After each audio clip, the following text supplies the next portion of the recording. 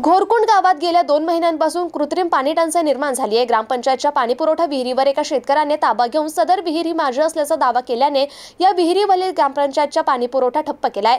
घोरकुंड गावचे काही ग्रामस्थ 4 फेब्रुवारीपासून उपोषणाला बसले, परंतु तालुका प्रशासनाने कोणताही प्रतिसाद न दिल्याने गुरुवारी त्या उपोषणाच्या समर्थनार्थ आणि पिण्याच्या पाण्यासाठी घोरकुंड येथील सरपंच नंदा पवार यांच्या नेतृत्वाखाली थेट तहसीलवर धडक हंडा मोर्चा काढण्यात आला होता। शहरातील छत्रपती शिवाजी महाराज चौकामधून महिलांचा निघालेला हंडा मोर्चा दुपारी 12:30 वाजता सोयगाव पंचायत समिती कार्यालयात पोहोचला।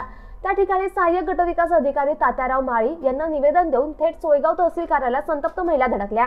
नायब तहसीलदार संभाजी देशमुख यांना लेखी निवेदन दिले, मात्र त्यावर योजना होईपर्यंत ठिय्या मांडण्याचा निर्णय संतप्त महिलांनी घेतलाय। त्यामुळे सायंकाळी 5 पर्यंत 5 तास या महिलांनी हंडे वाजवून तालुका प्रशासनाचा निषेध केला।